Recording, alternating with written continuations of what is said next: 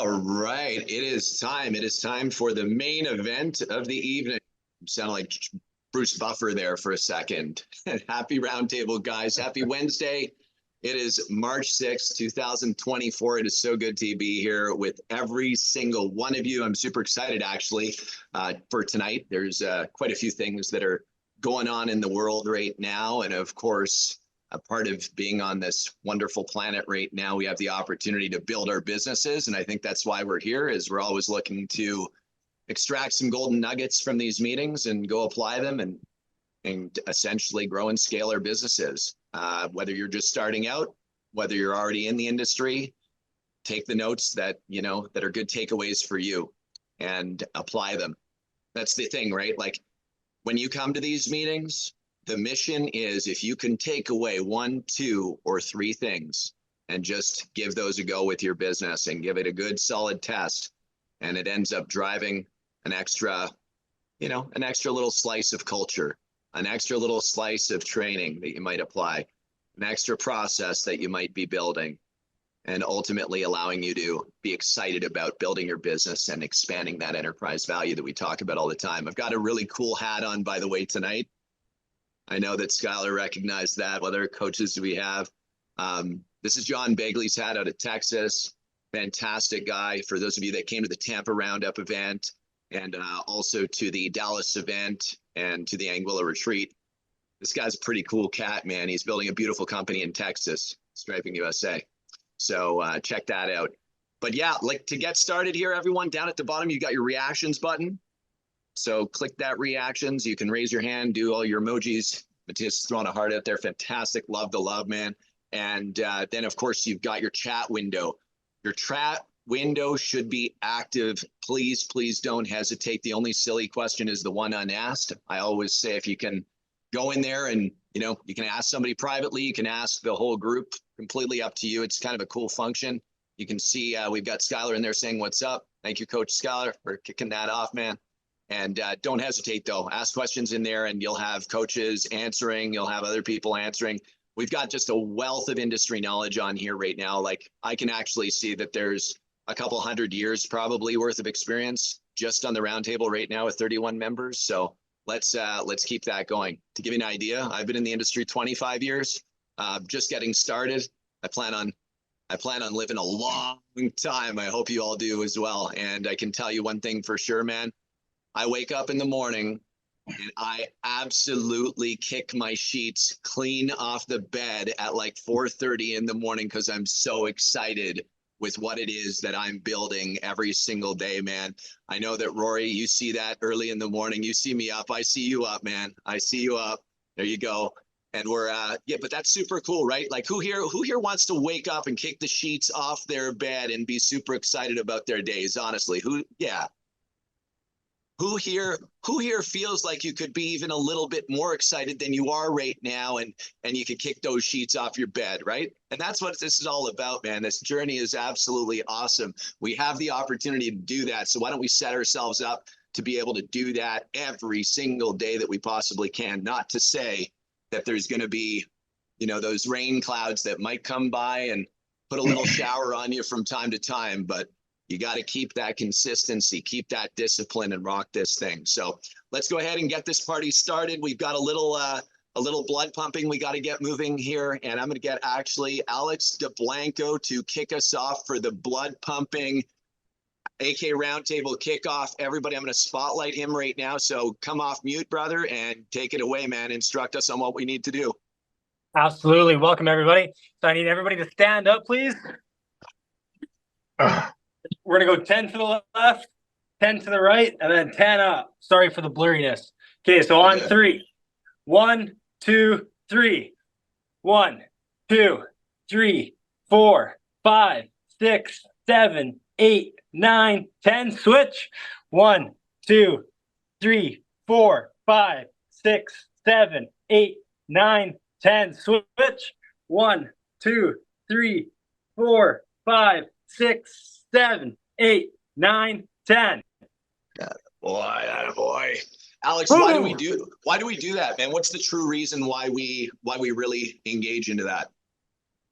To get everybody's excitement going, to everybody's blood pumping, and we're here to make some money at the end of the day. So we're getting everybody excited about that.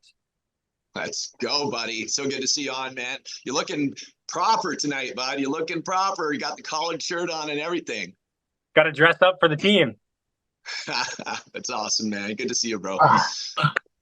Cool. Well, let's get this going. Another reason why we do that is because we differentiate. This community is not the same. We're not on hamster wheels team. We're always trying to step it up. And so I don't believe that there's too many other meetings where you guys are going to stand up and do that stuff. And so we like to differentiate right from the beginning of the meeting. And then we rock into this thing. Let's kick this thing off, man. We've got some, we always go around with our wins to kick this off. Want to go 3 or 4 wins. If you can raise your hand using the reactions button down at the bottom. What we do is get the vibrations high by speaking out that positivity, the wins, and usually from these wins too, if we go a little bit deeper into them, you'll find that you'll take away some golden nuggets, as we say. Make sure you have notepads, make sure you have pens, because I can guarantee by the end of tonight, you're going to have a few things that you're going to take away and hopefully apply to your business to get more rich. Let's go. Let's go. Matt Phillips, what's happening, brother? Utah in the house. Yeah. So I just am about to close on 2 acres of property. It's going to be empty ground. I'm going to be putting on, I've got 1 bulk tank, going to acquire a 2nd bulk tank. So I have an 8,000 gallon bulk tank right now and working on negotiating on a 6,000 gallon bulk tank. I'm going to be running 2 different products, just to be more accommodating to clients and hopefully hit over 100,000 gallons this year. That's my plan. 100,000 gallons. That's what I hope for. Ooh-wee. How are you going to get that? How are you going to go through that many gallons? What do you need to do in order to drive that amount of gallons to get put down, bud? So just kind of 2 years ago, I was at about 60,000 gallons. The year prior was about 66,000 gallons. And then last year we did just about 70, maybe 73,000 gallons. But this year we're on our circling back to our bigger clients, motels and stuff like that, and bringing on additional. So yeah, we've got our list together of contacts and getting our bids out. Already got called by a new client, and they are 2 motels that have seen our work in the past, and we couldn't get them fit in last year because they called us right at the end of the season. We didn't have seal coat available, and so they just called us today and said, hey, we want to get on the schedule for these 2 hotels. So I think between those two hotels is probably 3,000 gallons themselves. So 2,800, 3,000 gallons. So, I mean, that's just 2 right off the bat. So that's incredible, man. Congratulations. That's huge. And then you'll put down a bunch of rubber as well, obviously. So that's going to be rubber and painting, line striping. I've been running my street sweeper. So I have a full size Timco 600 street sweeper that I've been running once or twice a week. I'm just doing swap or road cleanup for construction companies because of the track outing of mud. And then I've got my infrared truck. It's going out tomorrow, going to a different town. They're going to go and heat up a paver. Did a job, and they made they had some humps in their pavement that didn't pass the city spec. It's a road, and so my driver's going to take the infrared truck. It's a full-size truck with a 6x8 infrared on the back of it. And so he'll just drive and slowly move along the road and heat up, and then they'll follow behind him and rake and re-roll it. So they'll take the hump out. What is a project like that worth to you, if you don't mind me asking? So it'll probably be about $1,000, and he'll spend about 2 hours there. About 2 hours. Got it. Yep. But I've done stuff for him. What's that? How much asphalt will you put down? We're not taking any asphalt. I don't even put down asphalt. All I'm doing is just my truck is there warming up the asphalt, so the asphalt company can rip out or rake out the asphalt and re-roll it. So my only expense on that is the driver and propane. So Matt, I remember we talk about this often, and I'm going to do this because it's going to be super fun, man. But I just want you to know, I'm calling you soon. yeah, I'm calling you soon because the next seal coat rig, because I remember when you bought your very first seal coat rig from us. I yeah, remember that very first rig. And we now have what's needed at the size of business that you actually have. I'm sure you've seen it, but I yeah. want to try this, man. The 750 that we have now, the extended deck, full rig. I want to get one of these in your hands one day soon, bro. Yeah, I got to. we'll add to it. I do have a 1,000 gallon on a 24-foot gooseneck, and then I have two 700s. But yeah, I mean I'm gonna be I'm doing nothing but growing. So I love that, man. I love that. That makes me happy. That yeah, makes me happy. But nothing would make me happier, man. I remember the very first rig, and I would love to get you one of these bigger rigs. It's been so cool to yeah, I've see been your watching. growth and be a I've part of been that. watching your ads and watching, some of the guys in Gaffney that I think they had. Did they have a 750 or who was it? 700. 700. Yeah, Yeah. yeah. Yeah. So I've been following it, watching it. Cool. Well, congratulations on your wins, man. Appreciate it. All right, let's keep boogieing around the board here. What other wins do we have? What other wins do we have? Come on, we got to have another win. Otherwise, we're digging right in. Coach Dom, what's happening? Coach Dom Manzo in the house. What's up, buddy? What's going on? What's up, Bob? Going on? How's everyone doing tonight? Good? Feeling good? Looking good? Yeah, man, doing fantastic, man. Hey, you're about to unfold. You're about to unfold something pretty darn cool with Imperial down in Florida, man. Yeah, we got some things going on. We're actually investing into hiring an appointment setter, which is fun. So we're hiring for that now, and it's time to ramp things up. And we're ready for it, and it's going to be exciting. I apologize, I'm driving in the rain, so. But Be yeah, careful. that's within the next couple of weeks, we should have an appointment setter really funneling jobs into us. If we really really trying to get as much lead generation as possible right now to get this thing off the ground. So I love that. I love that. Just to be clear, everyone, about the lead generation side of your business. So I wanted to talk a little bit about risk tonight and also predictive income. There's some stuff. Did you guys all see what happened yesterday with Meta? Did you see what happened with Facebook and Instagram? And did you see Amazon Web Services and some financial institution disruptions? Did you guys all see that take place yesterday? Raise your hand if you saw that take place. Honestly, raise your hand. So I call those, like my good friend Keith Cunningham says, he wrote the book, which is a fantastic book. Take note of this. It's called A Road Less Stupid. If you're in business, you should read that book, A Road Less Stupid. And he calls that balls in the street. And so when we think about your business right now, either you're starting a business or you're already in the business, you got to really think about the balls in the street that are ahead, things that actually could end up impacting your business, right? And so obviously, if as owners, if we're just starting our business or we're year one in and we happen to, goodness for gracious, croak, we've got a problem if we don't have the systems and processes for other people to plug into and keep the thing alive. Would you all agree? Raise your hand if you agree with that, honestly. All right, cool. So I think we have a responsibility to work hard right out of the gate on building the systems and processes that are needed in order to actually keep a company in the least risky form. And so think about those kind of things that could be risky to you, because we don't do it very often. I'm sure for people on here who spent the better part of an hour trying to log into their Facebook account while they were entering their banking passwords, all of their other email passwords and everything else, that they were just literally pumping that into something that was asking for a password. Anybody here know what I'm talking about? Raise your hand if you know what I'm talking about right now. Honestly. Yep. Okay, cool. So I want you to think about your banking. I want to think about how many bank accounts do you have with different financial institutions?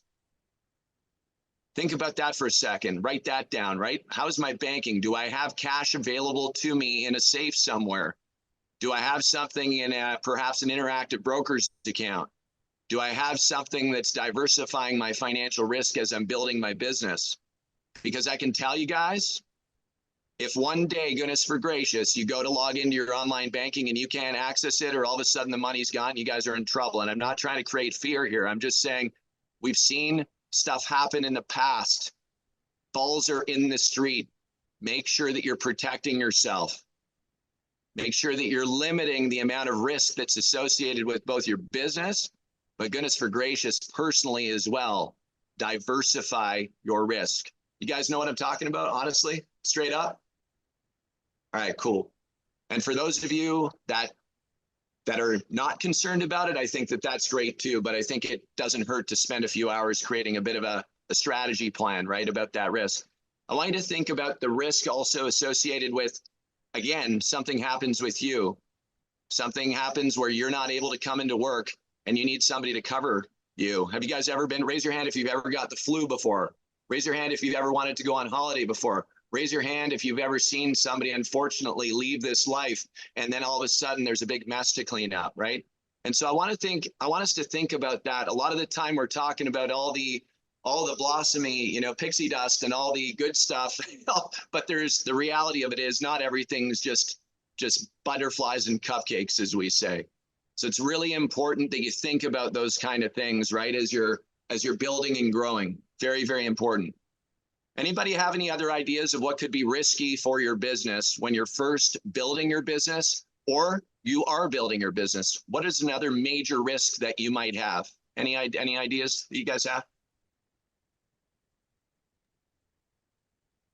Judd, I think not having insurance. I know it's one of those evils that you don't want to buy into, but not having it could get you. So I mean, it's if you're driving a vehicle without insurance, the risk you run for hitting somebody or getting hit or getting pulled over and getting your equipment impounded because you're not insured. But worse is not having insurance, doing a job on somewhere and have a slip and fall or something. So just that, having insurance. That's my take. So something happens to you, not having insurance, and something happens. What's another one? John, Palladium Pavement, what's up, buddy? John Mittel, let's go. Hey, how are you? I was going to say insurance, but part of that is workers' comp. Yeah, for sure. What about this? What about you rely too much on a couple of clients? Rely on a couple of clients to drive. Imagine that you have a client that's a property management company that has 50 properties, and that property management account decides that they're going to pull the plug and they're 70% of your revenue. Think about that. Diversify your client base, spread your risk, right? Same thing with bank accounts, spread your cash, different financial institutions. Make sure that you have different accounts spreading your cash, your risk, right? Matthias? I was going to say a small or short pipeline where you don't have enough quotes out there. You're not really connecting, networking, and working your pipeline leads, and then not following up. Those are all huge mistakes. Not going for jobs that are bigger than you think you can handle because you got a network right here that'll help you with that kind of work too. Hopefully that Couldn't helps. agree more. Couldn't agree more. Thank you. Skylar. Coach Skylar. What up, brother? So I think I kind of have like 1/2, they play into each other. And so I just was speaking to someone, right? And we talked about sizable jobs. And I was like, what happens right now if I call you with a 200,000 square foot job? They're like, I couldn't afford to do it. And I'm like, but we need to set the business up in the way that you can be able to do it, right? And a big one for me last year was, on the backside of that, having all my eggs in one basket with one supplier, where finally it caught up and I was dancing with the devil because I was stuck. And I literally, my lifeline was a supplier. And no matter what happened, I was constantly stuck doing that because I didn't set my business up at that point in a way to move in different laterals. Dude, 110%. You guys ever remember when we had an asphalt shortage? When was Yeah. that? 2 years ago? 2 years ago? Yeah, 2021. Vince, Yep. I know, I see you engaged, by the way, man. I love that. That's so cool, dude. Thank you for being Three- here, man. 300% for me, bro. 300% increase. 1 year. Balls in the street, man. Balls in the street. This is what I'm Yep. talking about, right? Hey, if you rely on one distributor or one manufacturer for your seal coat, like Matt Phillips, what happens tomorrow if your main tap shuts off for seal coat for 30 days? Tell me what happens. What's your bridge solution? What's your true backup solution after your bridge solution? So 2 weeks ago, I went to our Utah Asphalt Association meeting, and I got cards for a couple other suppliers that I've not used before, but I made those connections. So I have some connections for material. I've not used their material, so it's going to be foreign to me if in an emergency. But like I said earlier, the reason why I'm up getting a second bolt tank, I'm going to have two suppliers now supporting my seal coat. Last year, I did have my one supplier had a truck, their driver called in sick, and they were shipping to me. They're about 400 miles away, shipping to me. And so it was a couple days that I was worried about not having material. So that's why this year I'm getting a second bolt tank and having a second supplier. And so I'm going to split that 70,000 or 100,000 gallons up between two suppliers right now. It's brilliant, right? Smart work, smart work. Make sure you're backed up. You should even have backups as a third backup in the case that those two suppliers happen to fail and you need totes that are going to be shipped in. We can take care of that. We can ship truckloads of totes to you if we needed to, right? But if Asphalt Kingdom hasn't made sure that we've secured the tote inventory that would be needed because of the influx if shit hit the fan, then we're unable to supply that as well, right? So there's some interesting stuff. Again, balls in the street. What do we need to do to really identify these top risks for our company? So what homework that I suggest that you guys do, and this is called the risk analysis for your business, what I recommend you do is you put a Google sheet together. It's a real simple thing to do. Column A is really simple. What's the risk? Column B is your interim bridge solution for 30 days. And column C, your third column, is the long-term solution.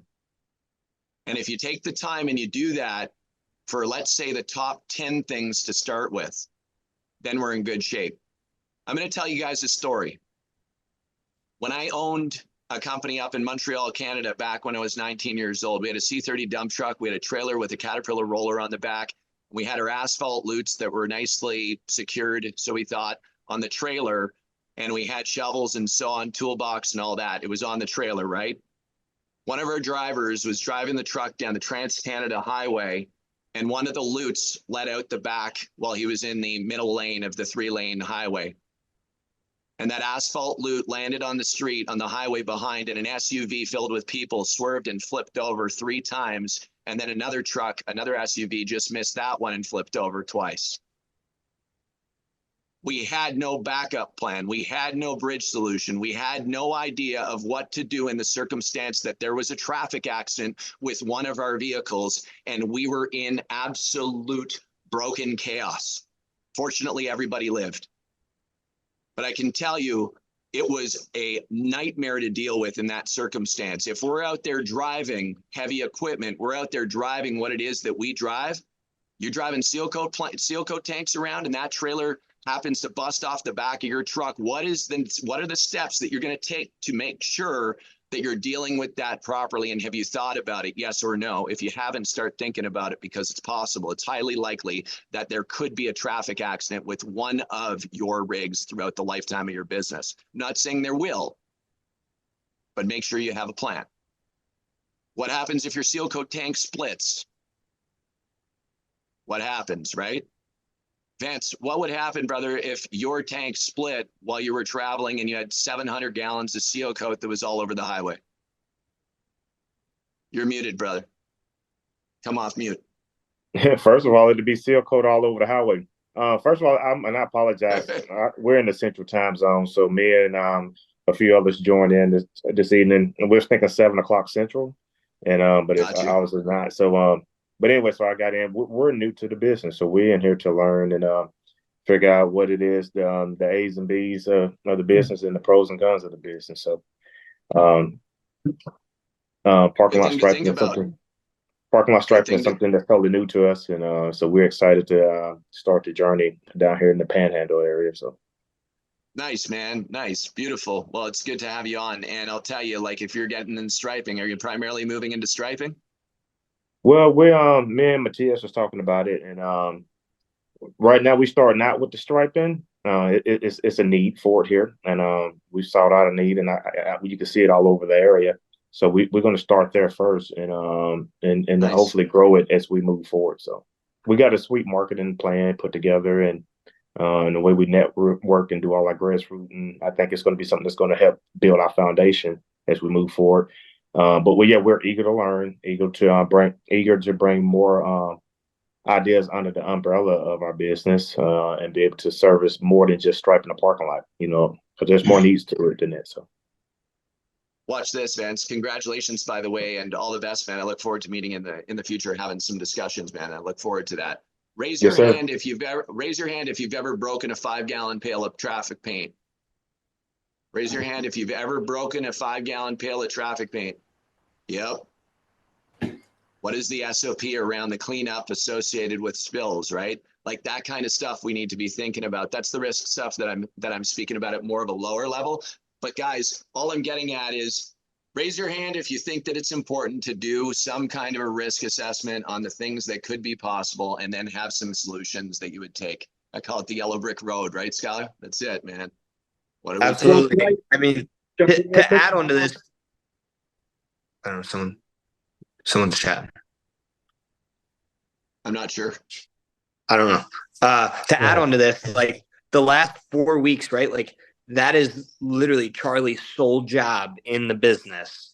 Is he spent 4 weeks creating SOPs and risk analysis right now. The past 4 weeks again, and it's not the major ones. Of course, we had in play. What's the backup for seal coat? What happens if a tank splits? What's this type of stuff?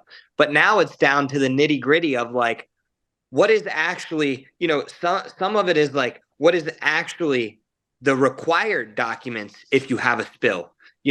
Are you going to be caught? Are you going to be caught without an MSDS in your truck? Like, or where is it? How accessible is it to the guys? How are we displaying that? Do the guys know it? What is the, okay, yeah, you can fire somebody, but what is the correct procedure to fire somebody, right? Like, what happens when someone cuts their finger off in the shop, or there is an accident, or someone falls on our job, or, all of these things where now we have booklets and pamphlets and all of this stuff around, anything that you could kind of imagine. And I don't want to say all of it because, we can never capture all of it, but anything that is like large enough to probably think about, there is a straight process and procedure to go through now, because it is exactly like you're saying, it is complete chaos in the moment.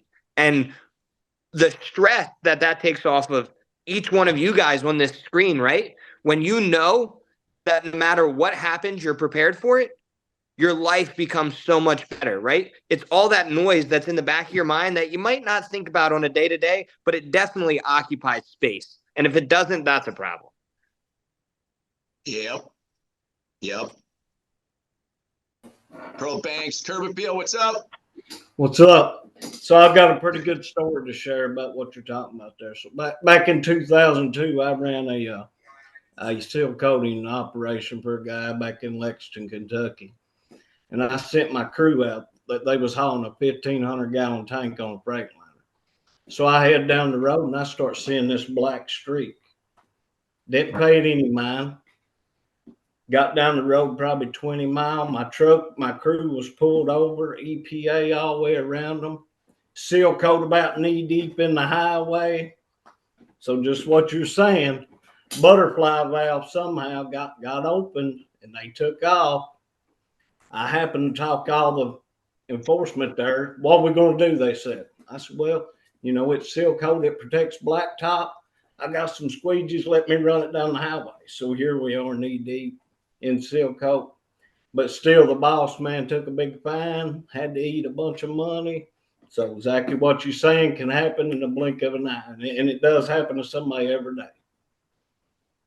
Yes, sir. 100%, man.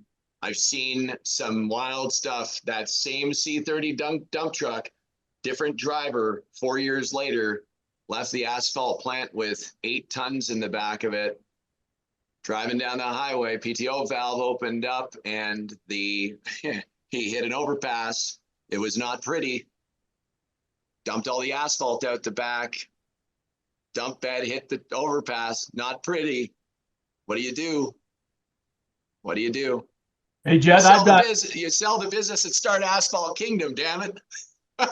Judd, I've got one to throw out here. Yeah, let's Judd, do I've it. got something to throw out here. Who Yes, here has a pressure washer and or has a vendor that's a pressure washing company on their personal cell phone speed dial where that contact will respond to you day or night? So to me, that's he's probably one of my most valuable clients or customers or vendors or whatever you want to call it, because somebody's going to walk across the asphalt and walk on concrete. Partner, yes.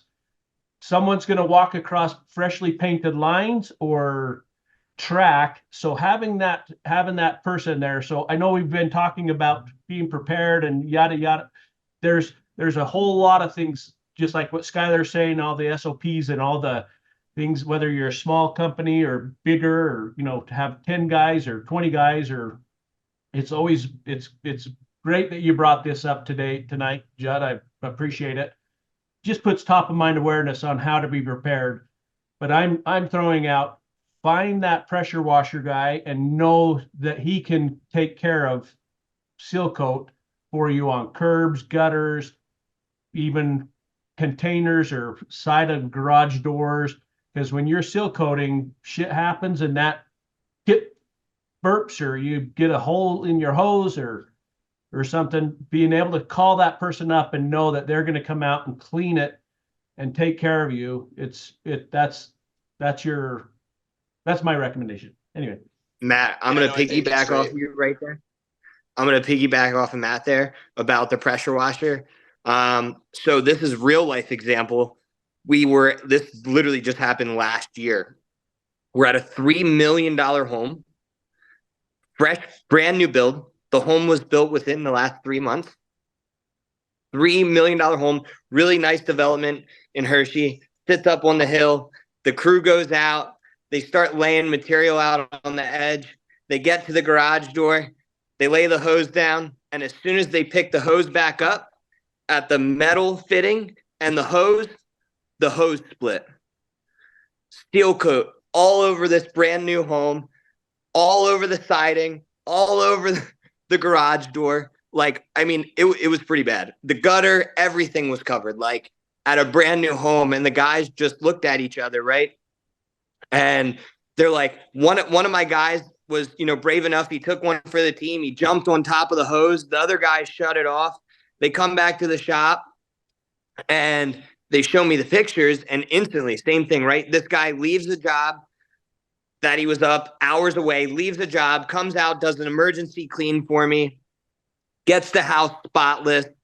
And it's just those things. And how important, like when we talk about when something like that happens, do the guys know what to do, right? Because the first thing the pressure washer guy asked me was, what happened? If you used another chemical or anything else to try and clean this, and I put my chemical on, we're going to melt the paint right off the house. And it was, you know, just them knowing, hey, water only. This is our process because this is our backup. And they knew water only, and they got what they could off. And he came in and cleaned it. And luckily, everything was great. But I mean, it really wasn't luck, right? Because like you're saying, you were prepared. You had the person that came in play there. But yeah, I mean, that was that was a real bad one for us last year, but it was great in the end, and the customer was happy. We finished sealing his driveway and all that, but yeah. And Brother, it's not a listen, matter of when, it's gonna happen. When you're putting down gallons, your valve's gonna open up, your hose is gonna get a pinhole leak and you won't even know it. Our first response is our hose guy that's pulling the hose. The first thing he does is if that sprayer says, "Oh shit," he just kinks the hose and then walks back to the tank to shut off. But he kinks the hose knowing that he's gonna stop whatever is getting past him. So Yep. that's just part of our training, that I instill with the guys to, that he may not know what's going on up the line, but kink that hose and get it stopped. So see this project right here? This project we did, I guess, whenever it was probably 4 or 5 years ago. This is at a hotel in the Caribbean. $220,000 job. Sorry, it was 220,000 square feet, $160,000 job. Get my stuff straight here. But this property right here, as you can see, like there is white buildings all over the place right here. See all these white buildings?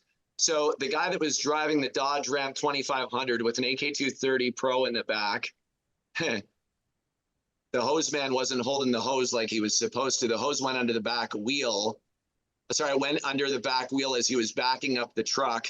And guess what happened to the hose? Blew right off, and there was sealer all over their terracotta tiles in white, brand new white. They just had done it's a Louis Vuitton hotel, Cap Juluca. I mean, Scholar, you know exactly what I'm talking about with this place, man. And sealer, bro, Yeah. like it was like you could not make a better sealer streak across a white wall that was just painted with like $100 million renovation at the property. Like it was just fresh, man. And it was like, what do you do? What do you do? And it's like, do you have water available? Immediately, even with water available, I mean, it's on white paint. You're going to turn that wall yellow. No matter what, that wall's turning like this brownish, nasty yellow where you're just kind of covering your mouth going, oh my goodness.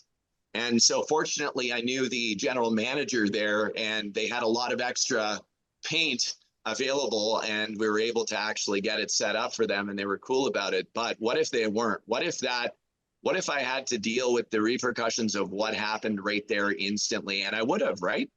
And so what is the plan for you guys? And I think that that's really the message here tonight is the primary message is the more you reduce the risk with your business, the more value you're going to have for your company. Because again, somebody looks at acquiring your company, you already have the risk and the solutions, the bridge solutions and long-term solutions for your company.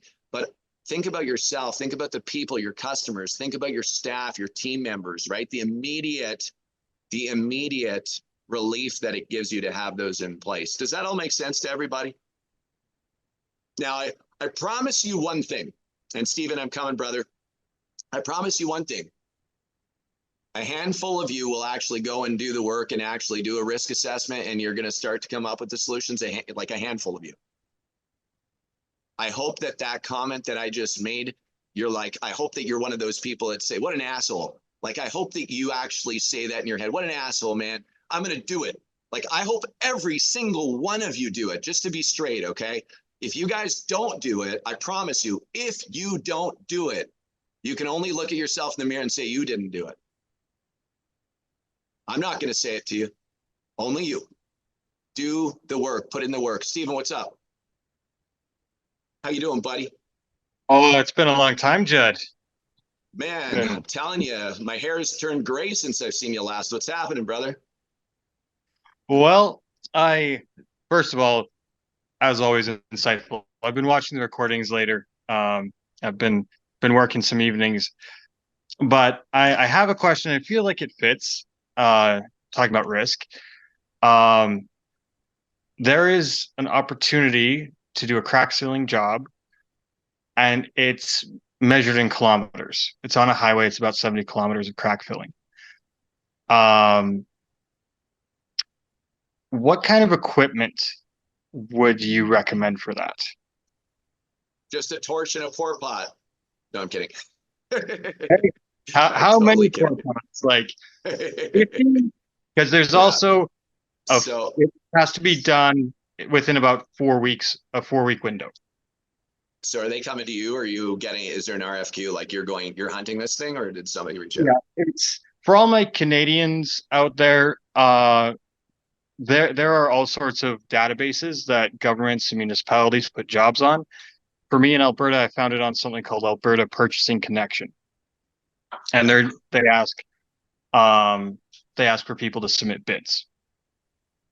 And I looked at it, and I think I've costed it out pretty accurately. They're asking for a price per kilometer, but my biggest holdup is, can I just grab 10 RY pros or elites? No. Or do I need something even? No, you need a pumper, brother. You need a pumper, and you're going to need, for 70 kilometers, I mean, you're going to need truckloads of crack sealer, right? So it's like, this is a monster project, and to go in that with no experience and just go after a project like that, like, I don't want to talk you down off of it, but I'm going to talk you down off of this as a project that you would execute alone. I would try to find a partner to do that with. Just realize you're up against some big boys on when you're bidding against that kind of stuff. You're up against big boys that have purchasing power and that kind of stuff on material. Probably have big laid out terms and so on. I'm not trying to discourage you from it. I'm just saying that, you know, I always say it's incredible to grow at a non-chaotic pace. It's always good to push yourself. It's always good to grow. But man, bigger is not always better too rapidly. It can literally turn into a shit show where all of a sudden you're consumed, and it takes you away from the evolution of your business in a step-by-step, controlled environment. And I that's my opinion. I'd love to know from other people on here who are, been in the industry for a decade. What's your experience for people who have been in here with tons of experience with this stuff, with municipal? Anybody on here that can chime in? I don't want to, I'll throw in Judd here. So your crack seal supplier may or may not rent out a machine, but if you have never used it, it's not good. This is something that big is not what you want to start out with. So you could rent a machine, but what you want to do is find someone that may not know about the bid, and that's all they do is crack seal, to help you out, because you're going to have a kettle. You're going to have trucks to move pallets of rubber. You're going to have compressors. Have you looked at the requirements? Are they requiring compressed air blow out the cracks first? Are they providing, or do you have to provide traffic control? So are they routed, right? Yeah, routing. Do they require routing? Do they, there's a lot more to. Now, I would still say maybe throw in a bid, or just wait till the bid, don't throw in a bid, go to the bid process and collect up the other bids. Because at least in the States, once a bid is submitted to a municipality, everybody else's bids become available. So you can request a copy of everybody else's bids. Then you can start building your number baselines off of those and try to learn. Then you'll be able to see, some of them will have line items, and some of them just say, hey, we'll do it for X amount. But you'd be surprised at some of these municipalities, when there's bidding on them, the dollar amount from the winner, that wins the bid, because it's usually best and final, the winner and the next two or three bidders. Is it 10,000, 20,000 separating them, or is it 50 or $100,000 separating them? Because then that underbidder left a lot of money on the table, and they may not have done their due diligence, and so they may lose more of their shorts when they actually come down to doing the job. So it's just that's how, again, if I was you starting out, that's what I would do. I sub out my big crack seal. I have 10 rhinos or 8 rhinos push behinds, but if I have something big, I sub out the crack seal to a guy that has 2 trailers. That's all he does is crack seal. Does that help, Stephen? I don't want to talk you out of it. I'm just saying, be cautious, brother. Be cautious, my friend, because it's a dangerous spot to get in if you're just starting out. No, that's why I came here. I want that sober second thought, right? Cool, brother. Because the best mistake is a mistake avoided. So thought I would just run that by. Talking about risk, right? Like it's a really huge risk to take. Yep. Good to see you, brother. Say hi to the fam, man. I will. Thank you. Cool. Thanks, Matt. All right. Gabriel, what's happening? Come spotlight with me, man. Let's do this thing. What's going on? Hey, how's it going? Awesome. 10 on 10. You know, one of the first times here in the community. So first of all, I just want to say a huge thanks because it's awesome what you've been able to build here, especially you and all the other coaches and everybody else as well with their participation. You know, at the start, like we haven't started operations yet, but I talked to Coach Rob from Ontario, and he was a huge help just like getting those first questions and knowing where to start, right?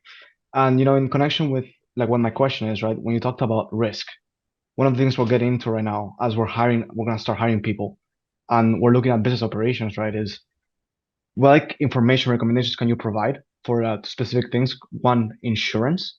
So right now we're looking at residential and small commercial jobs, but we also want to know, because if we do have like commercial like later on, because that's what we want to expand into, what kind of insurance is required for that? Because I know like the requirements are bigger for that, right?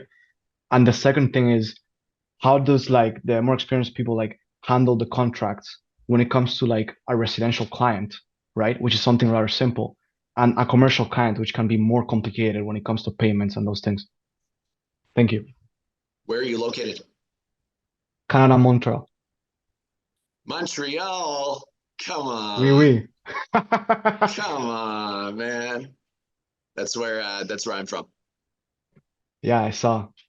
Yeah, I'm That's from where the Montreal. roots are, yeah. That's the roots, brother. That's the roots, man. For sure, for sure. That's, man, dude. By the way, for those of you, if you have not visited Montreal, I urge you to go. Not in the winter. Go in July. Montreal is fantastic. I mean, it's good all the time. It's a beautiful city, but summer in downtown, Old Port, that whole area is gorgeous. You guys should go if you haven't visited. Yeah, absolutely beautiful. I brought Skylar on because Rob's not on tonight. He's probably curling actually right now. He likes to curl on Wednesday nights. So he basically, you know, breaks up with us for one night a week to go curl. I'm telling you, don't worry. We're going to make sure to send him this snippet, right? Mario, you're watching this recording. I know you're going to cut this edit. So send Rob a little slip here. Rob, we understand that you love us, but we understand you prefer to curl, bud. All right. Let's talk about this, Skylar. So Insurance. first steps on insurance. Right now, I would say you're good starting off with $1 million policy. It's very general for commercial facilities and residential. I mean, that's going to be your overall coverage. I typically tell people to structure it a little bit different. I mean, most insurance agencies, they're pretty good with like providing an umbrella and all those other things for a business, but like that's sometimes it does get left out. Like having that extra umbrella policy inside of your policy does help. So you just ask them about an umbrella policy inside of it for $1 million general liability. They'll help you out and they'll know exactly what you're speaking about. They'll ask you a few general questions about the industry. And it's not going to be anything off the wall that you probably won't know. It's going to be like, you know, what are you looking to do? I'm looking to seal asphalt. I'm looking to crack seal. And they'll take all that information and how many people are working and they'll put it into their formula and spit something back to you. I can say as things progress, for me right now, you know, like if you get into some really big facilities, you're up at like a $5 million policy. But that's only been recent. And that's one of these things right now with balls on the street, right? Things are tightening up. So there are some insurance requirements that are going up for certain facilities, but starting out $1 million. And if it's required, up it then. Don't spend the extra $200 or $300 until you need to. The other thing too, Gabriel, is like some of these insurance companies as well, they're going to want to know what risks are associated with your business if they're not familiar with it. And I'll tell you, in Montreal, like the markets in the United States are much more competitive. So in Canada, if you can come in and you can go through, you don't want to scare your insurance company away, but if they do ask for it to show that you've done your homework and you have backup plans in place to be able to deal with those situations, they like to see that stuff, right? Contingency plans and that kind of stuff. So that's important. Does that help you? Yep, thank you very much. That's perfect. I mean, just two questions on that, right? So I should probably research this more like for umbrella policy. I guess that means that's a no questions asked kind of insurance. Is that how it works? Yeah. It's not always like they don't always give it to you, but it's something great to have inside of your policy. Okay, I see. And for the second question, so that was very helpful. Thank you a lot, Skylar and Judd. I appreciate the information. I'll be following on that with the companies here. The second thing is, so usually like, what is the professional way of doing like when you do a contract, right? Be it like a residential customer, which can be something small of a contract, like when you're doing seal coating or crack filling, or like when you're doing a commercial customer, because I wanted to have those things ready and approved by a lawyer. So like when we get into that, we have those things in place. Yeah. So I just want to touch on this. So basically, when you're doing residential work that you go to do a $500 or $600 driveway, for example, right? Or you do a $350 seal coat job, for you to write up a whole contract or to use a system to do that, you always want your customer to be in a database, right? In your CRM, but to write up and have them execute on a contract, like I wouldn't do that for residential at all. I don't know, Skylar or Dom, do you guys write up contracts for your residential clients? No, it just goes into the CRM. And then, so what I have is a set standard terms and conditions, and it's a non-negotiable. It happened to me one time. A lady hopped on the phone and she sent back my terms and conditions with a bunch of red lines. And I was like, dear, I don't think you understand how this works. This is, you're going to say yes and put your name at the bottom, or we're not doing business. Like this is, like it was exactly like this scenario, a couple $100 driveway. But I have a page and a half terms and conditions. It was something that we originally started with, and then I've consulted a bunch of people in the industry with lots and lots of years of industry knowledge, and then we combined those two, and then I sent it to my attorney, and he revised it, and now it's back. So I have a very polished version of that currently too. So basically, if you plug that into the CRM, it's just standard. I think Dom, you're using that too, right? Sorry. Yeah. Yeah, definitely, especially on our commercial jobs, but definitely terms and conditions, put that on there to protect you. If there's any rainfall or somebody happens to run across the job, after you're done and get some footprints, you just disclosures that says you're not responsible for it, just so they can't, call you back for some petty stuff. Make sure all that's in there. It's ridiculous too. Me and Don were joking about it, but like we had a set of ducks that walked all over project after we were done, and they tracked it all over the sidewalk. But it's one thing now of like loose and stray animals is in the terms and conditions now, because it's just been years and years of that type of stuff. Exactly, and if believe it or not, if the ducks walk across and they take a dump on it, excuse my language, but now they said they want a recoat, so now that's in it. I mean, things are going to come up over the years, but you just try to protect yourself against any outside source that could, that could potentially cause the customer to call you back for some unnecessary recoats. And Gabriel, just to be clear, like, I don't know if you're on it already, but AK Dash, I'm going to put a plug in right now, AK Dash, which is our SaaS product that we offer for customer management system and the proposal engine. It has pipelines now. We've got task follow-ups. You've got all your stuff in there. There are terms and conditions. So we have a default terms and conditions set in there, but you can edit it to be whatever you want. There's also the quick proposal that you can do now for residential. And then there's the full-blown proposal. So you really have everything you need in a system. And again, you want to systemize your business. And I can see that you're on your game big time just by your questions and the way that you're coming here tonight. I can see your engagement. And I'll just say this, you already know it's all about the systems and processes and about the people. You know, it's all about that. And as long as you have the systems that you're operating from, that becomes, I call this, I say it all the time, right? Your business should not be a crank. It should be a machine. Hmm. And that's how we have to build our business. So does that help to answer your questions? Yeah, that helps a lot. Thank you very much. So just to make sure that I understood, right? So for residential clients, what you recommend is you have a simple like quote systems and just with simple terms and conditions. But then when it comes to larger commercial projects, in that big proposal that you send in, you have the same contract like information, like condition and terms that are more extended in that proposal, from what I understand, right? I use the Great. same one. The only thing that I'll change on commercial is the same thing, right? Same thing. The only thing I change is the net payment terms for commercial. Yeah, That's the and only thing that I'm negotiating with anybody. okay, I see. Thank you. And on that point, just because I'm sorry, this would be the last question. No, it's I know great. you know No. your time is valuable. So that was another thing I was wondering about, right? For residential, I don't think it's gonna be a big issue, but I'm also interested because it can become a problem for some clients.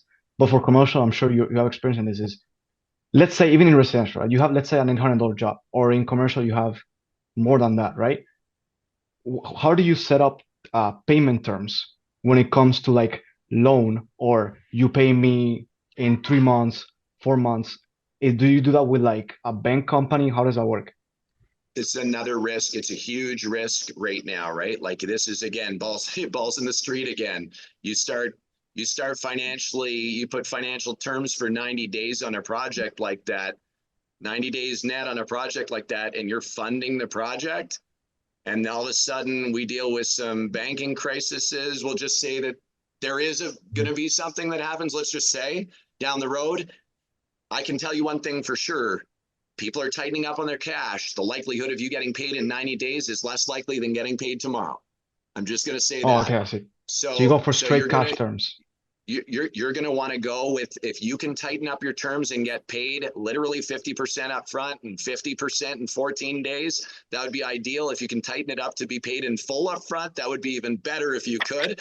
But like terms, just be very, very, very cautious with today's day and age and the way that you're gonna have these projects rolling, bro. Be careful. Thank you very much. Appreciate it. Perfect. Thank you. Pleasure. And just to show you just quickly here as well, Gabriel, you can see over on the left-hand side right here, we have create a lead, create an account, create a property, create a proposal, and quick create full proposal, and then create a one-pager.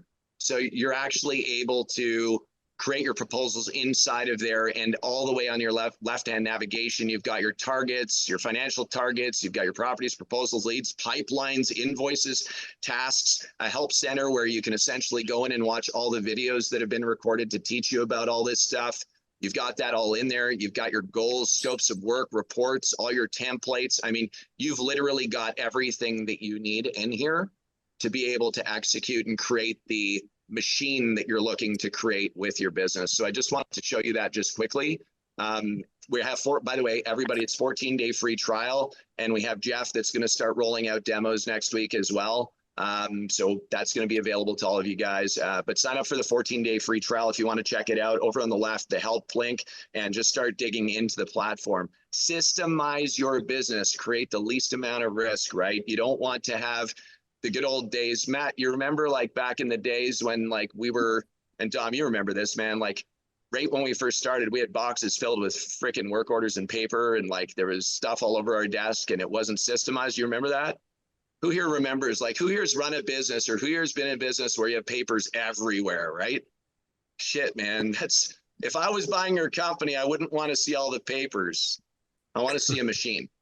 I want to see a powerful brand. I want to see a machine that's a marketing machine. I want to see a sales machine that then either self-performs on the projects or subcontracts the work out for the other stuff that I might not be able to self-perform on. We have the opportunity to do all of that. Guys, we are out of time. Skylar, did you want to throw something in? Were you there about to say something? It's funny, just a few years back, I just had a client reach out to me and they were like, hey, we have this quote from a few years ago. And I was like, I have no idea what you're talking about. And they ended up sending me back the original piece of paper that I operated in chaos on. And I got it back and I was like, how did I even run like this? Like there was no information. I didn't even have the address of the property on it. So I had no idea what was going on. Now things are completely different because you can just go back into your profile and see the customer and the map that was created and the thing that was highlighted. But yeah. And then, like today I was working on something really cool, right? For our team at AK, you guys know what we were working on, Robert and Matthias and John, and I know Glenn and Addie aren't on tonight, but we were working on showing them sequences, and like literally we're able to touch somebody 10 times just by pushing one button over the course of 37 days, specific to the conversation that we had. And so I want you guys to think about the automation relating to your proposals and your business, how you're communicating with people, having the proper workflows that are literally executed on after you send a proposal with proper drips to them that allow them to see your brand and to do those right kind of follow-ups is really important. I also want you guys to think about something. Write this down. This needs to go on a bumper sticker. Watch this. Watch this. Write this down. Write this down. Write this down. This is a good one. And it's really, really easy. Every time you follow up, whether it's manually or through automation, every single time you follow up, make sure that you have it set in your mind that somebody would have paid you $100 for doing it. Every time. They would give you a honey right there, quick $100 bill. So if you're calling somebody up and you say, hey, it's Judd calling from Asphalt Kingdom, just following up on your quote. What does that sound like? Sounds like a salesman, doesn't it? Raise your hand if that sounds like a salesman. Following up on the quote.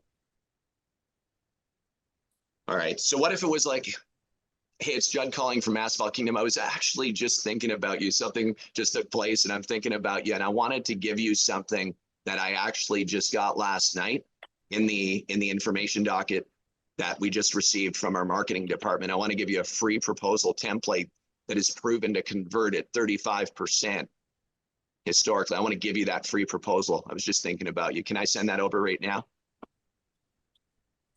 Yeah, cool. Don't say another thing.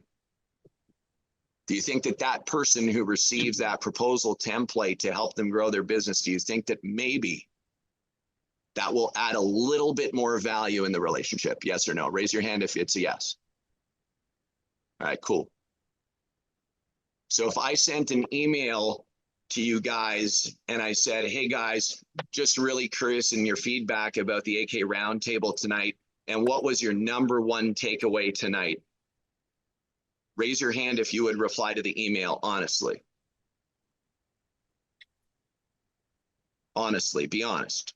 Don't let anybody influence you. If I sent you an email that said, hey, Donald, really appreciate you tuning into the roundtable tonight. Can you let me know the number one takeaway from the roundtable? You would respond, right, Donald? Why would you? I'm curious in why you would respond. Oh yeah, I would definitely respond. For main thing, it's been knowledgeable for me for what I want to try to get done. So yeah, I definitely will respond to this as soon as you do send me that, and I will love to join the rest of your weekly Zoom classes so I can get more knowledge. I greatly appreciate everything you have. Y'all, the other guys have spoken. My ears wide open. I'm listening. We down here in Atlanta, Georgia. We get ready to do some striking and a little seal coating. So you will be hearing back from me on some of your products as well. So good looking out. We appreciate that, man. You see, what I learned, guys, is that, and you guys know this too, you can't be always asking. If you give more than you ask, you shall receive. Do it unexpectedly. Just keep giving. The more that we give, the more that we get, the more our life is filled with abundance. It's just the way that it works. I have one request for everybody as we wrap up the AK Roundtable, just one request from all of you. Take the knowledge and information you have here and pay it forward to somebody else out there that you think could take this seriously and maybe change their life too. There's more asphalt out there to be served than what we all know what to do with. The majority of people who complain about the competition are the ones that aren't even knocking on the doors, aren't using the systems, not building the machines, not showing up at the round table. Guys, let me just be clear. We have 3,000 members who have signed up to the AK Roundtable. How many people are live right now? There's 36. You guys are the ones that show up. You guys are the ones that are making a difference. Not saying you need to do it every week, but congratulations on putting in the time. Let's keep building our enterprises. Let's keep living a good life. Keep kicking those sheets off in the morning and be excited to come to your day every single day. It's an important thing. Life's precious. Guys, thank you for tuning in tonight. Really, really appreciate it. I'm looking forward to seeing all of you guys next week. Same time, same place, right here on the AK Roundtable, everybody. Thank you. Appreciate you. Thank you. Thank you. Have a beautiful day. Thank you very much. Take care, guys. What's up, Judd? Have a good one, guys. See ya. Sorry I was a little late. No problem. What's happening, brother? How's California warming up? 2-hour conference call with the U.S. Bank. The same one we were working earlier?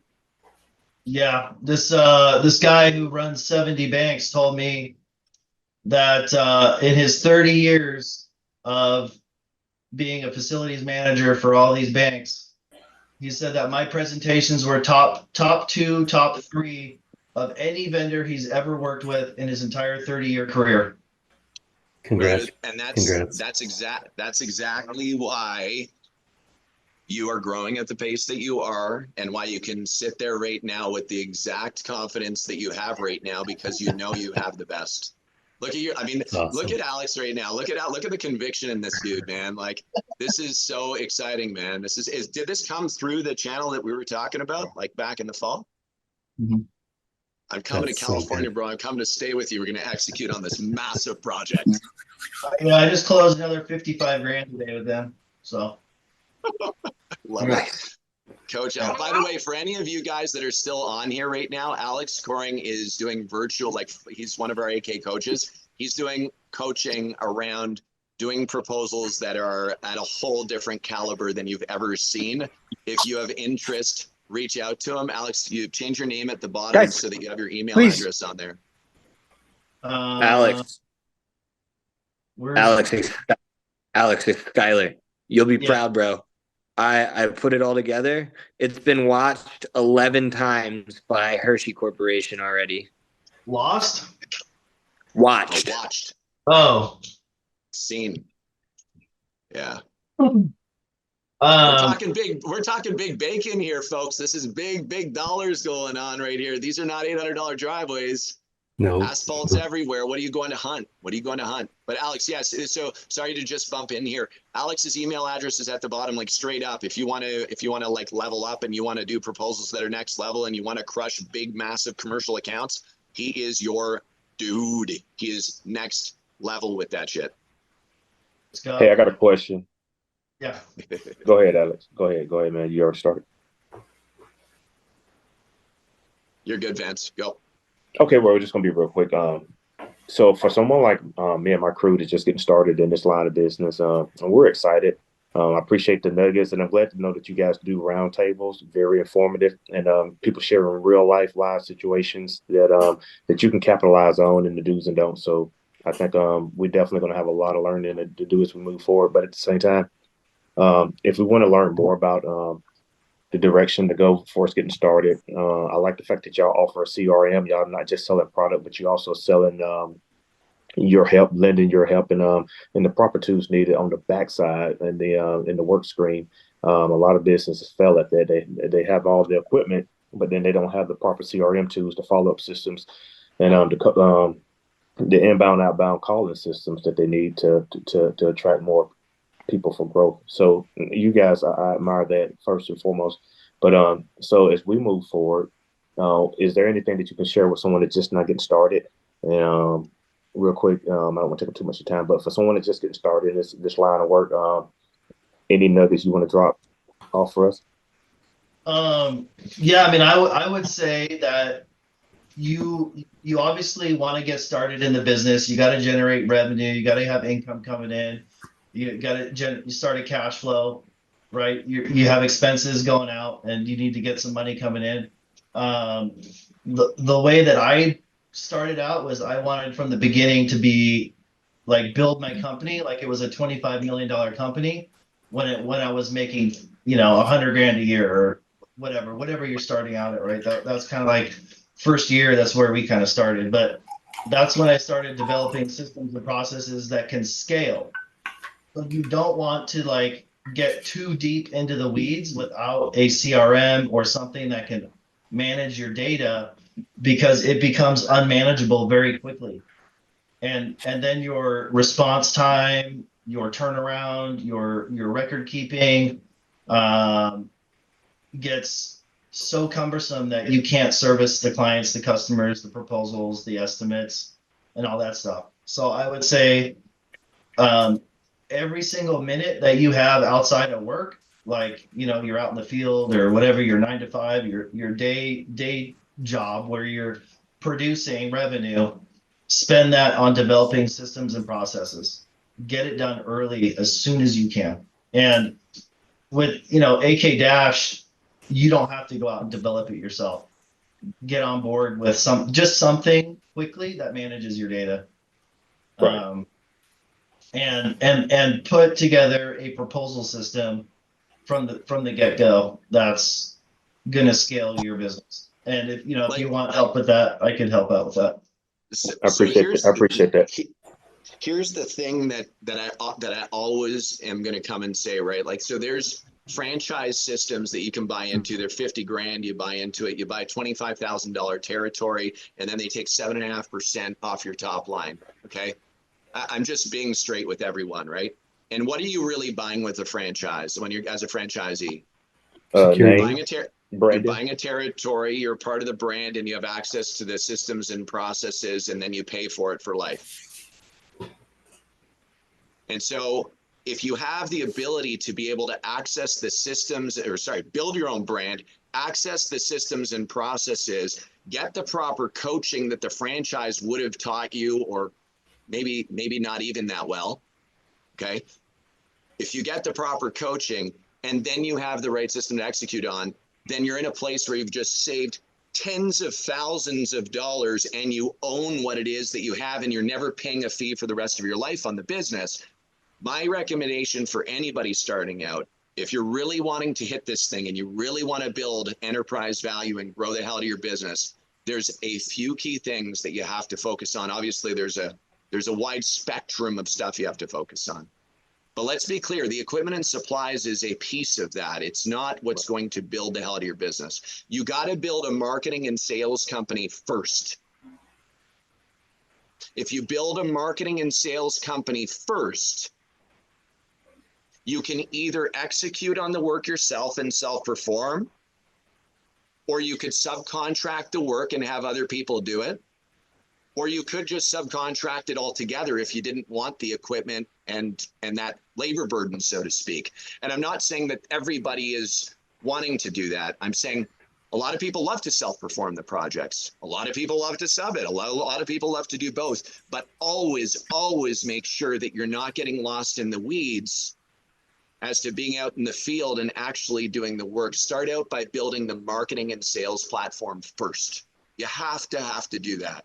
What do your scripts look like when you're doing your outbound appointment setting to set up payment assessments? Have you practiced that script? Do you have an appointment setter that you've hired that's paid a monthly retainer, plus for every single payment assessment appointment that they book on your calendar, they get an extra $20? Who is that? Who's been trained? Who's role practice? Who coached that appointment setter that's going to be booking your calendar up to go do the estimation? People who are going to do assessments, how do you know where the asphalt is in its life cycle stage? Who knows core samples? Who knows what the PACER rating is? Who's taking the pavement assessment templates and filling in all the blanks to make sure you're delivering a proper pavement assessment that can then turn to a quote and then move it to a closed won deal and make your revenue for your company? Just to be clear, for anybody on the screen that's still on here right now, the best investment you could ever make in your business is getting the proper coaching and having the right platform to be able to execute your company from. It's the best thing you could ever do. People go and spend $20,000 on stripers and they don't do anything with the coaching on the front end to build a marketing and sales engine. It's the biggest mistake they can make, because the time it takes to be successful goes years down the road. I can tell you one thing for sure, Alex Coring's business, what was your revenue last year, buddy? 2.3 million. 2.3 million. What are you going to do this year? Like, what do you figure you're going to do in your forecast? I think we'll probably be around the same, but I'm working on growing the margin. So last year we had between 800,000 and 900,000 in sub work. In sub work. Yeah. So I'm trying to grow that portion of it and take bigger margins. Like I would add on to what Judd's saying is that, like, early on, you don't have a lot of overhead, right? You don't buy a ton of equipment that's being used sparse. You get a lot of bills, and then you're gonna have to go out and spend a ton of time hunting jobs down and chasing your tail, or chasing the tiger, or whatever the phrase is, just to pay off those notes. So keep your overhead low as possible in the beginning. Work on the sales and marketing piece, and if you get big jobs and you don't have the equipment for it, sub it out in the beginning. Take 10 points, 20 points on it, and then as you grow and scale, then get the equipment that you need for the type of jobs that you're winning. That way you're not buying too small of equipment and you outgrow it really quickly, right, Judd? And you're getting your perfect market, like 50,000 square foot lots. Cool. That's all I'm going to do, that or bigger. But you're not going to do that with like a 300-gallon system. You're going to get a 700-gallon system, right? So make sure that you've developed your market first, and put all the sales and marketing and systems and processes in place. Then your bills aren't going to be bigger than what you can produce. I don't know if you'd agree with that, Jeff. Yeah, for sure. 100%. Like, I would say to you guys this, like, the secret sauce for me, like for marketing, would be build out a 20-page optimized site that's literally optimized for local search. Make sure you have clear call to actions, a really strong brand on your site. Make sure that it looks badass, different than the other people. Make sure that you're literally your UVP, your unique value proposition, and the 3-second rule when somebody arrives to your website, that they know exactly what you offer. So, where are you located, Vince? We're down in Destin, Florida. No shit. I used to own property in Crystal Beach. Crystal Beach, yeah, it's right down the road. It's right down the road from. Cool. So imagine, right? Like the Panhandle's #1 pavement asset management company, committed to keeping your pavement safe, long lasting, and looking great. Like, just shooting that shit at the right now, like dartboard, boom, right? Like, have your website tuned and teed with the proper language. The problem is, most people go and hire a web designer and build a website for $1,000 off Upwork or Fiverr, and they don't speak asphalt, man. They don't have any history or any experience building a thriving face of the business for you. That's why I know how to. You know what I mean? Yeah, I know how to build actually. So I do marketing. Yeah, I do. I know how to build. Now we're pretty fluent when it comes to marketing and networking and creating branded products. So this is just something new that came along. One of my partners was doing the parking lot things, and he mentioned it to me about, hey, I think this would be something good that we could jump on, because we're young entrepreneurs and we got a lot of energy. So, and we're looking for. We started just looking for a need. How can we be a service to all the businesses around here in this area? And so this is something that I think that may be a diamond in the rough here in this area. So so we jumped on. I said, well, I got a lot of marketing skills. You got the skills to know how to do a lot of this. So I think we combine and put it together. So you got it. I can create a really good, solid marketing plan, and that means finding someone with great marketing material like you guys that we can bring on board. And he has the knowledge, so, and we both can learn it. And I'm really, really adamant about not being in the face and the palm of people's hands the proper way. So that's where I want to be at 100% of the time. So we just sort of cater to getting in their hands, and then also catering to deliver, once we do that. So. Well, I'm going to warn you with big capital letters, man, like big warning, huge warning. Just big, like, warning label. Yes, sir. This is really addictive. I could Especially tell. when you're in an industry where the marketing and sales portion of this, like in a room of 100 people, man, I'll tell you straight out, like you ask in the room, you say, who here loves marketing? Stand up. Not many people stand up, man. And then you ask a room of people in the asphalt industry, who here loves sales? And not many people stand up. And you say, who loves to do the work? Most of the people stand up. And so the question really comes down to, how can we get more and more people doing what it is that they love to do and are super excited about what it is that they do by building great partnerships, great performance partnerships, and allowing people to execute. So find some great people, man, and you'll find people in Pensacola and Panama. Build some great partnerships with people that can execute. If you're a great marketer and you know how to sell, then do that, man, and help other people win and do the things that they love to do as well. So good stuff. Yes, sir. Thank you. You're welcome, guys. I'm out of here. I got to go see my wife, or she's gonna kick my asphalt. I'll see Thank you. guys later, man. Have a great night, everybody. Ciao, everyone. Yeah. Hey, See ya. Thank Scott, you. let me give you a call real quick.